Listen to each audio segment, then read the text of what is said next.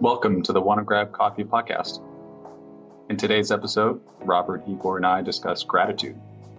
Gratitude is a key life and leadership skill that can accelerate your growth and enhance your well-being. We talk about the role gratitude plays in our personal and professional lives and discuss ways that gratitude can simultaneously improve your personal well-being, the effectiveness of your team, and their broader environment around you. Thanks for joining us today, and don't forget to subscribe and drop us a line if you enjoyed the episode. Hey guys, good to see you.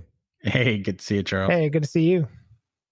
Hey, I wanted to talk to you about gratitude today. I came across this question that I'll post to you all now. Have you ever come across a skill that can simultaneously improve your own well-being, the effectiveness of your team, and the broader environment around you? Which is pretty impressive, right? Like a single skill that can impact all those three things. For me, gratitude is one of those skills, and I wanted to talk to you too about that today, and understand, what role does gratitude play in your personal life, and also your professional lives, and maybe share with our listeners how they should consider gratitude as a key kind of leadership and life skill. Does that sound good to y'all? Yeah, sounds great. Yeah, sounds really good. Awesome. So Robert, what do you think about gratitude? Is that something you think about that you've put into practice? Maybe just start with telling us what you know about gratitude. Yeah, I think there's a couple of things that really spring to mind when you bring up the idea. First, the way that I'm wired is very assertive, very competitive, and that can lead to really two bad outcomes that are related to gratitude. One is you can really alienate and push away the people around you when you're trying to drive to an objective, which is not what you want. Maybe if you only need to take one objective, but if you need to take multiple objectives and you're going to be with the team for a sustained period of time, it's really not an optimal approach to burn all of your goodwill on any single thing. And so the behaviors that manifest themselves around pushing and driving to achieve an objective are counterbalanced by expression of gratitude. And so I think as a leader, for sure, really making it a point to be intentional around recognizing other people for the work that they put in. And you have to strike a balance here too, because you don't want to patronize, you don't want to give positive feedback when someone did a poor job. It's not any of that, but really expressing, hey, there was a late night deployment last night. Thanks for showing up. And so Sally didn't have to be on the bridge alone, right? That kind of thing goes a long way, as inevitably in a work environment, we have to put ourselves in situations where we do things we don't exactly want to do, right? There are deadlines and milestones and tasks to complete that really sometimes you just have to push through. And when a team pushes for so long, that really drains the collective will. And I think gratitude is a way to counterbalance that. Second, for me personally, my competitive nature does can lead to occasionally behaviors that are not helpful for a team environment. I want to win. I want to take that objective. Sometimes there's a longer term view that makes a lot more sense to focus on. And so when I internally think through the things that I'm thankful for, the people around me that I'm thankful for, it helps sort of diffuse that sort of competitive edge and balance it out into a much more productive zone where the competitive behaviors of achievement and working towards a goal are actually useful and helpful in a situation, and not focused on just trying to win, which could undermine relationships and the team. So for me personally, it's about sort of dulling the edge just enough. And then for me as a leader, definitely it's around the long-term sustainability and well-being of the team. Yeah, when I hear you talk about kind of the negative effects that are counteracted by gratitude, I think of the negativity bias that we have as humans. Just in general, we're wired to see the bad things, and that's been really good in our evolutionary history, because we can pay attention to those things that can hurt us. And I think it's been probably 4 or 5 years since I sat down and I deliberately built a gratitude practice. And it was, I think it was just, I had a little small notebook, about yay big, and, you could fit in your pocket. And the practice was just, hey, every morning before you do anything else, just write down 3 things that you're grateful for. And they could be really small things. They could be really big things. They can be repeated things. It didn't really matter. And I did that for 6 months, and it completely changed my life. And over time, it really does. I mean, it is a practice. It's like a muscle, but you train your brain to notice more positive things. And I would much rather pay attention to people's strengths on my team, or the positive traits of my daughters, than constantly just looking around in the world and seeing all of this negativity. Because to me, negativity is just a draining thing. Like, it drains the energy right out of me. And I can think of some very specific times where somebody at work has thanked me for something in a really meaningful way, and I'm like forever indebted to them. Right? It's like I'm loyal to them until the end, because they took the time and energy to communicate how grateful they are, for me. I don't remember specific situations, but I remember how I felt. And I think I've been trying to recently share more gratitude in the professional setting, because I've been doing it personally for such a long time. And I think gratitude is really effective at motivating and engaging your team. And so that's why I think it's a powerful leadership skill. So thanks, Robert. Igor, what's your experience been with gratitude? Gratitude. Well, I come from like a design background. And the cornerstone of a great designer is constant dissatisfaction with the status quo. Why is it like this and not like that? Why isn't this optimized to be more functional or more beautiful or in some way improved as to what it is today? Why did someone release something like this, right? Why is this bench in this park designed in a way that, makes it not compatible with the way that people would want to use it ideally, right? And there's this quest for some ideal that a designer has, and being dissatisfied really is like the kindling, is the fuel for making a difference, I guess, right? Like changing things. And that's probably a very inadequate way to think about it. Right?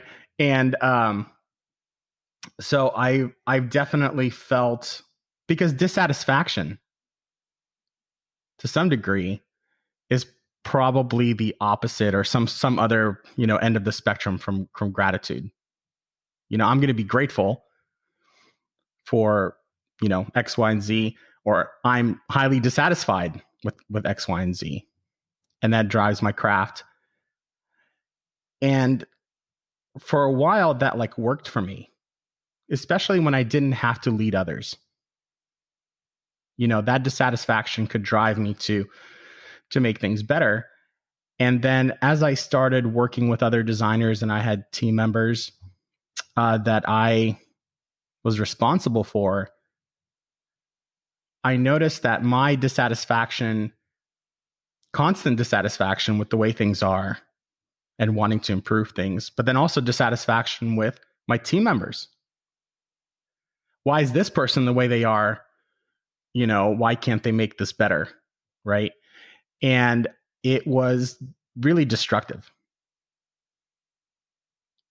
And I had to hit a switch in my personal life and in my professional life on being dissatisfied all the time and practicing gratitude. And I'm going to tell you, it doesn't really come naturally to me. It's not something, probably doesn't come natural to a lot of folks.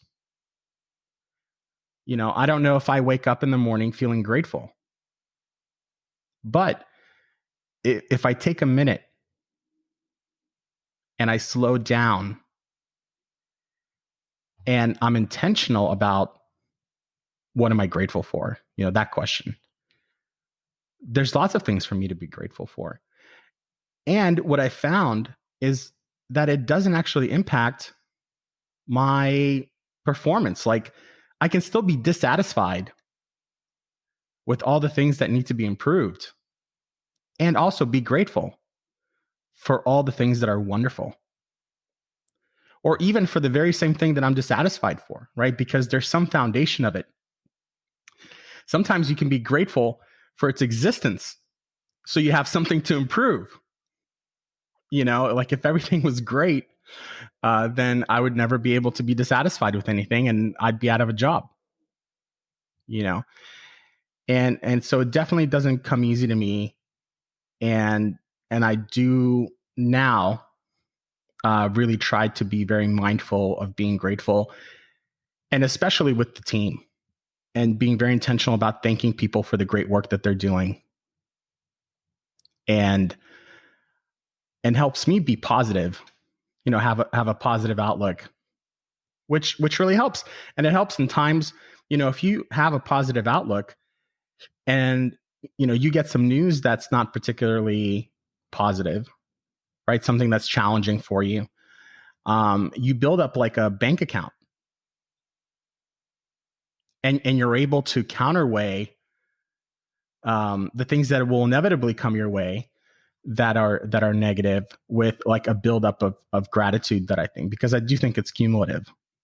Like if you're reaching for gratitude at the moment where something crappy happened, it's probably too late.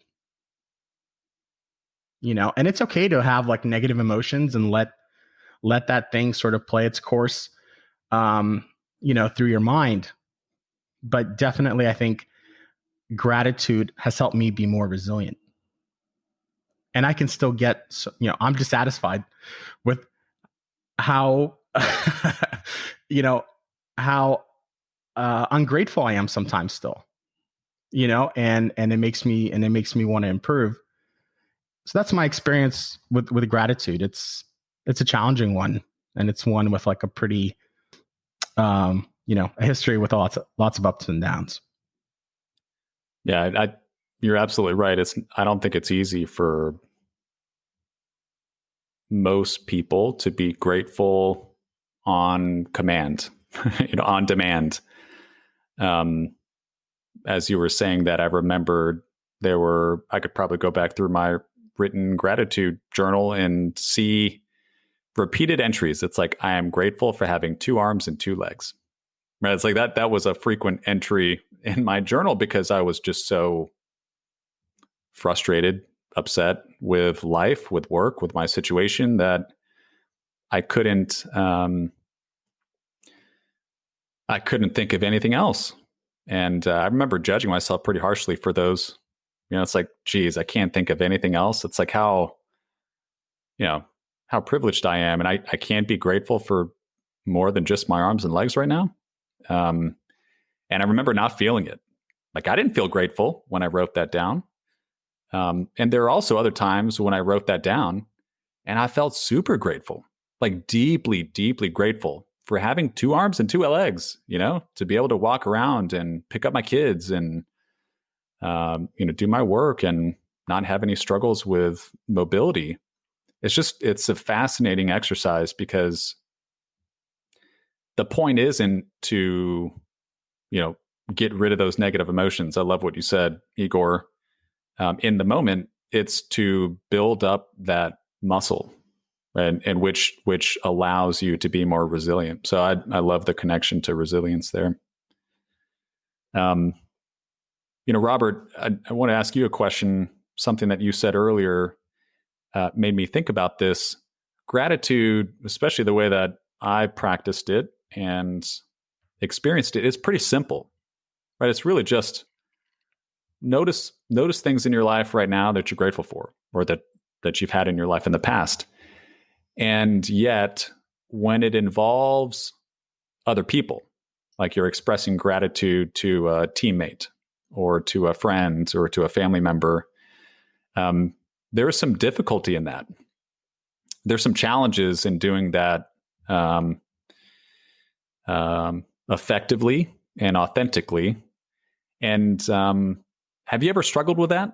Like, if you wanted to express gratitude for a teammate, have you ever been in a situation where you didn't know what to say, or didn't know exactly, what to thank them for example?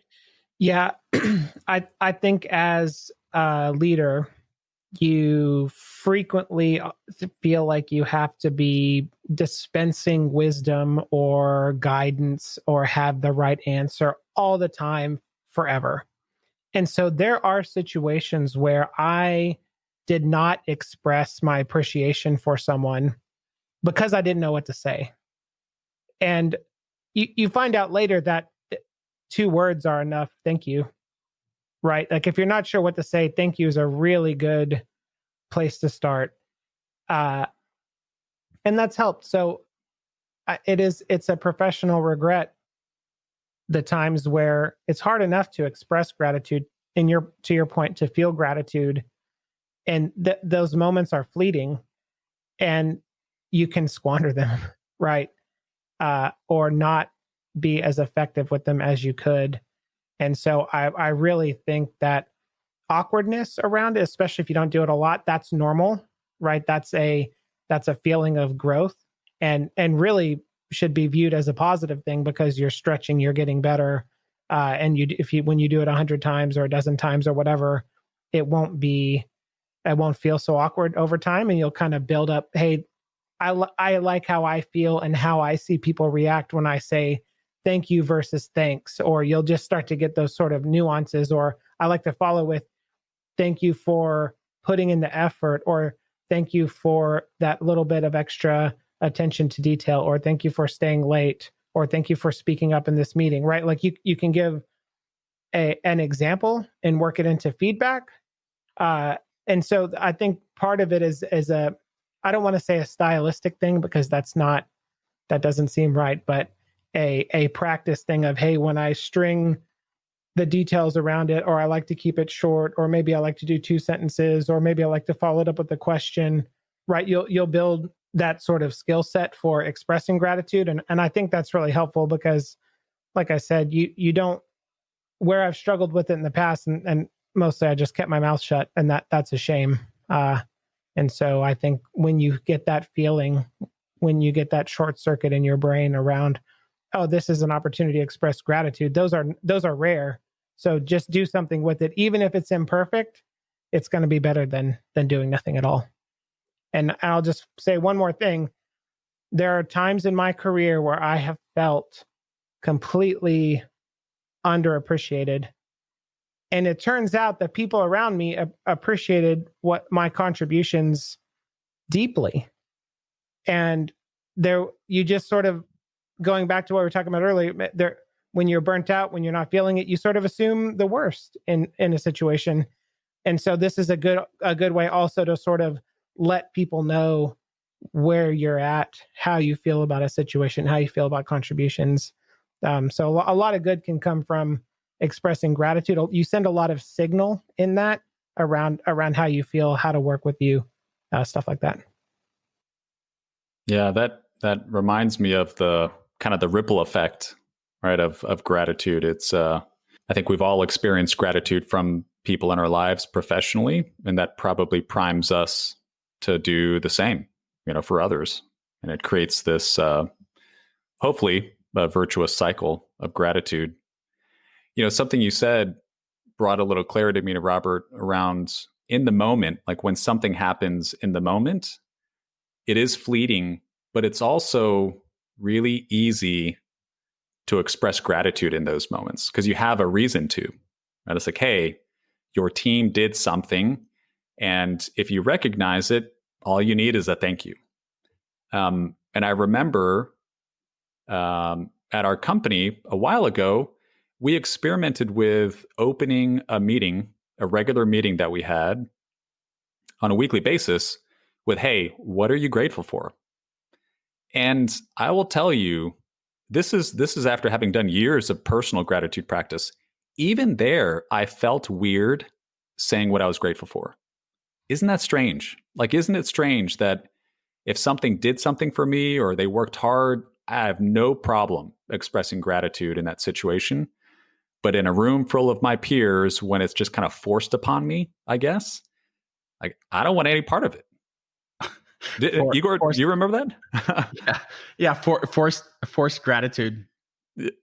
Yeah, but that's really no different than what I was doing with my gratitude journal. In bed first thing in the morning. It's just fascinating. I'll have to think about what the differences are there. Igor, what are your thoughts on why that might be challenging for me? Analyze me, my friend. I don't. I'm not qualified to analyze you or anyone. It made me just think of a different moment. Me and some other folks were working with some kids who were learning how to code, right? So it's sort of like a volunteer thing. And every time we had a session, we would open up with some sort of warm-up exercise. And sometimes it was the kids' favorite thing was something called Zen counting. I don't know if anyone's heard of Zen counting before, but basically you count chronologically, no, numerically, 1, 2, 3, and then if anybody messes up the count, you're not going in order or anything like that. If anybody messes up the count, you have to start over. So you're trying to hit a high number and you're sort of feeling other people's energy, maybe, of like when they're going to count, and you're kind of working off of that. And so they love that. And I remember I replaced that one day I said, hey, today I want us all to share something that we're grateful for. And these kids are probably 11, 12, 13 years old. And they groaned. Like it was this audible, like, oh, and I was like, like what an interesting reaction here that these kids are groaning about having to share something that they're grateful for. And I think just like many things, whenever it's forced on you, it's just not as helpful or rewarding or effective than when it's something that you choose for yourself. So I think autonomy in your gratitude practice is really important. And if you feel like you're being grateful because it's something that, your boss told you to do, or your partner told you to do, or your parent told you to do, or your, volunteer person at your school told you to do, you're going to be like resistant to it. So I think having agency and autonomy over your gratitude practice is really important. And that's why maybe it feels strange when it's hoisted on us. But sometimes it's okay. Right. And I think a technique that I've picked up is not sharing it publicly and just saying, hey, I want to take 30 seconds for the group and for all of us to just individually think about what we're grateful for. We're not going to share it with anybody. We're not going to sort of sing Kumbaya and go around the campfire here and say what we're all grateful for out loud. Just for yourself, take a moment And maybe that could work better, because I also think there's a performative thing that comes with it, right? So now I have to share what I'm grateful for too.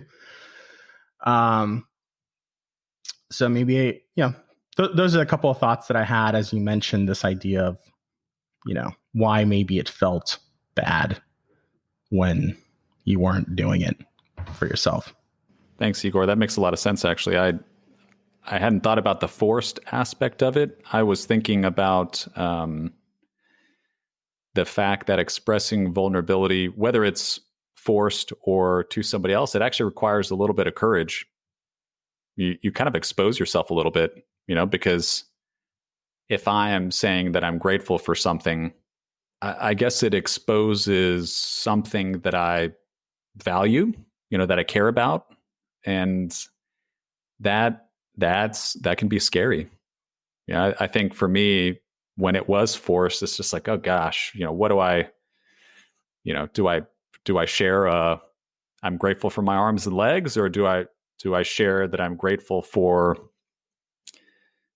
something deep and meaningful? And I think that's what has made it hard as well. The fact that it does take courage, and in a professional setting, gosh, sharing emotions in a work setting might be considered unheard of. Can I run an idea past you? And I just like to, because I'm now thinking like these techniques. And what about, same setting, right? We're taking 30 seconds to a minute. And instead of maybe sharing out loud, which has a vulnerability and the lack of autonomy component, the sharing for yourself doesn't have the vulnerability component, but it still has the lack of autonomy component. What would you think if I said, Charles and everybody else, please take a look around the room virtually, or if you're in person, and think of something that you're grateful for that's brought to your life by another person in this room, and write them a quick Slack message, and just send them a Slack message of why you're grateful for them. Does that feel better? Absolutely, it does. Yeah, I think it gives you a constraint. That's like, let me look at Robert and think about all the ways he's been. But also, it's more private, right? It's like, yes, Robert will see it, but maybe not everybody else. Everyone else wouldn't see it. I actually thought you were going with anonymous, like, hey, write down something, but don't put your name on it or the other person's name on it, and kind of share that around. It's like, that would be an interesting exercise to try to, kind of have that ripple effect without the fear, right? Because you're anonymous at that point. And that's, I had a visceral reaction against that for some reason. I don't know why. The anonymous one or the original one? Yeah, the anonymous one. I don't know. I can't quite put my finger on why. I get why you would not want to share publicly because of the autonomy thing we've talked about, and then also you're trying to calibrate in the moment in front of your peers. Okay, is this personal? Is this professional? Am I trying to sound smart? Am I trying to be vulnerable? Like you start to analyze all the signals that you're sending, and like, oh, I'm not, and it kind of locks you up. And so I get that. The anonymous side, though, I don't know, and I don't even know how I'd feel if I got a handwritten note that was just like, hey, thanks. I don't know, and maybe that's from being married over a decade now, and you definitely my wife's very high detail, and she's also like fiercely loyal, and so if you express gratitude and thanks to her, that goes a long way in building a relationship, like with her especially. And it's always, though, you don't want to say just thanks and not be specific in that situation, right? And so I'm just not sure. I can't quite put my finger on why I don't like that. But then I'm thinking it's better than nothing, right? And so if that's all you feel comfortable to do, maybe it's okay. I don't know. Not a fan though. I'm going back on my original suggestion, and here's why. Here's why I don't like it, and here's why I like Charles's version a little bit better. I'm thinking also of being in that room and not getting a Slack message, and now I feel like 3 times worse than I did before I walked into that room. Right? Because there's no guarantee that everybody's going to feel grateful about something about everybody in that room, right? In fact, the odds are is that there are going to be people who there's going to be several people who get a couple of messages, and there's going to be several people that get no messages. And you have in that moment though, that is completely orthogonal to the point of the exercise. That's right. Which is for you to express gratitude to someone else. And so now it's like, oh yeah, how do I feel if I'm not getting anything? So that's a slippery slope, because the point is to in the expression, right? Yeah. So I take my suggestion back. That's where the ego can get in the way, right? Instead of expressing gratitude for the benefit of yourself and the relationship, you're concerned about receiving gratitude, right? Yeah, that's interesting. Not everyone's achieved that plane, including me. That plane of mental stability, Charles. So I'm not there either. I would be one of those people whose ego would get in the way, and I'd feel bad. Oh, I definitely would too. Yeah, it's not that's not the point. But I would definitely notice. I would notice if no one sent anything my way, for sure. Well, guys, this has been great. How about we wrap up, and maybe we just go around and we offer a practical tip for expressing gratitude. Something that our listeners can take action on right now, because right now is the best time to do it. So, Igor, you want to go first? Yeah, my practical tip just goes back to my original and ongoing struggle with gratitude, and in some ways, the idea that gratitude will lead to a place of complacency. Because if I'm not continuously dissatisfied with things, I'm not going to make progress on the things that matter. And that's a false narrative.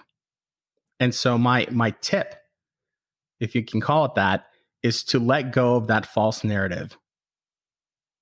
There's still so many things to be grateful for, and that attitude and that mindset can live in the same space and in the same mind as somebody who wants to improve things for the better.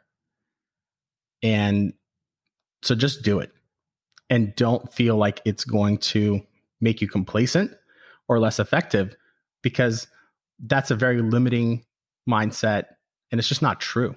In my lived experience, it's not true. And so that's my big tip: is don't fear complacency and be grateful. Thanks, Igor. Robert, how about you? Yeah, the thing that I'd say is, don't let the opportunity to express gratitude to someone else fleet away. Think about, in that situation, the well-being of the other person, and put your personal comfort and maybe not wanting to feel awkward aside, and recognize that realization, that short circuit that trips in your brain that says, oh, I should do something about that. You noticed. And I think the more you notice about what the other people around you are doing, that helps you, that helps the world around you. Definitely call it out. And that helps train too. Like if you are running a team, people want to know what they should be doing. They want feedback on what to do, what not to do. And so you're also showing like, hey, that thing you did, I noticed that, I like that. That's important. Do more, please. And so you're going to create just a better system around you by injecting gratitude into it. And I think it could really build up a level of, like I mentioned earlier, professional regret if you notice and you don't do anything about it. And so I would definitely say,